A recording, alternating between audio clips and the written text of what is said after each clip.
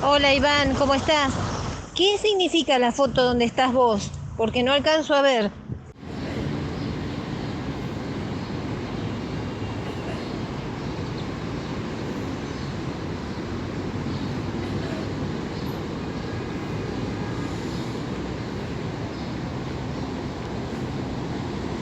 ¿No? Exactamente. Se sonreía. En fin.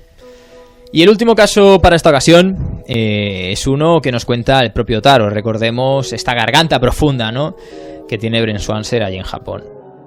Y el caso de Taro también tiene su aquel. No tiene tantos detalles así en cuanto a aspecto, pero como veréis es igualmente inquietante. ¿Por qué? Pues porque Taro nos habla que en un momento dado, un día que se disponía como cualquier otro a coger el tren, al lado suyo en el andén, de repente pues se percata de la presencia de un hombre, también de aspecto medio occidental, medio oriental, pero totalmente ataviado de negro. Y sobre todo le llama la atención porque, además de por la fedora, ese clásico complemento del hombre de negro, del buen hombre de negro, ese hombre no para de tosía mucho. Entonces se giró simplemente como reacción al escuchar ese tosido, ¿no? Para, uy, ¿qué pasa? Que hay un hombre resfriado, en fin. Le llamó la atención su aspecto porque le recordaba, en cierto modo, él siendo investigador del fenómeno ovni, a la del clásico hombre de negro, pero bueno, sabía que en realidad, y lo sabemos todos, el aspecto de un hombre de negro no difiere mucho pues de lo que viene siendo un hombre de negocios, como bien podían ser aquellos tres hombres del primer caso, ¿no? Pero bueno, el incidente, el suceso, la anécdota continúa que cuando ya Taro se encuentra dentro del tren, el hombre se sienta a su lado y también no para de toser, con lo que Taro se levanta y se va a otro sitio y el hombre pues también se levanta y acaba situándose muy cerca de este otra vez. Hasta ahí pues no dejaría de ser, como muchos otros casos, que al final no lo son, una anécdota. ¿Pero qué pasa? Pues que a Taro le llamó la atención que a raíz de ese primer encuentro, en varias ocasiones después, ya sea mismamente otra vez cogiendo el tren, paseando por una calle, en una librería cualquiera, tuvo varios encuentros con este mismo hombre inconfundible, con su fedora, con su traje de negro, con esa tos que no se le iba, siempre estaba tosiendo, pero ya en estos otros encuentros no estuvo tan cerca este hombre de negro de Taro, sino simplemente estaba por allí, ¿no? A unos se metros hacía siempre notar. Y yo creo que la tos precisamente la incluía dentro de su comportamiento para hacerse notar. En plan, estoy aquí, que lo sepas. Y aquello era pues bastante inquietante, por no decir, bueno, también intimidatorio, pero que da bastante miedo, porque lo primero que puedes pensar es que este hombre me está siguiendo, porque no es normal que me lo encuentre en que tantos me lo sitios, encuentre, ¿no? en tantos sitios y con tanta frecuencia. Y con tanta frecuencia, porque sobre todo estamos hablando de Tokio, que es la ciudad más grande y la más poblada del mundo. La estadística, si esto pasara en cualquier otra ciudad, pues en Tokio es mucho, mucho más baja que en cualquier otra ciudad. Pero aún así me está ocurriendo. ¿Qué pasa? ¿Me está persiguiendo este hombre? Que en ningún momento, en ninguno de los casos, en ninguno de sus encuentros, se dirige a él, le hace ningún tipo de ademán, de gesto. A veces, cuando no estaba tosiendo, empieza como a balbucear, algo que Taro no escucha, pero que ese balbuceo se acaba convirtiendo en una risa también. Algo, la verdad, si estuviera diciendo algo ininteligible para sí mismo, ¿no? Y de repente se empieza a reír. Sí, pero algo que le llamaba la atención, ¿no? Pero sobre todo le intimidaba el hecho de que cómo era posible que hubiera podido coincidir tanto con ese hombre, un hombre que no conocía de nada, en esa ciudad tan grande, en la más grande del mundo que es Japón. Las posibilidades son muy bajas. No era casualidad, es lo que vengo a decir. Y así es como también lo pensaba Taro. Y llegó un momento en el que este tipo de encuentros dejaron de producirse. Y Taro llegó a la conclusión de que este momento llegó cuando también, curiosamente, él dejó de hacer una serie de posts en su blog. Todos los testigos son bloggers japoneses expertos en ufología, por lo que estamos viendo.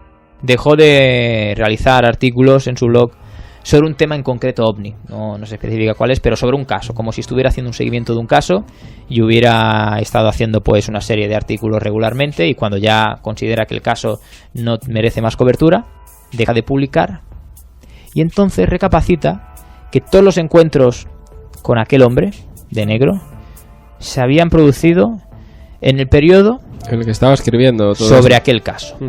Y ya está, no hay más. Este es el caso. Yo no sé qué opinión te merece. Bueno, imagino que ninguna opinión diferente a la que ya hemos comentado a lo largo de todos los programas. Creo que tanto el primero como el segundo tienen sus elementos inquietantes. Y yo creo que el modus operandi, a mí el que más me inquieta es este tercero. Sí. Porque es como si esa persona te estuviera vacilando.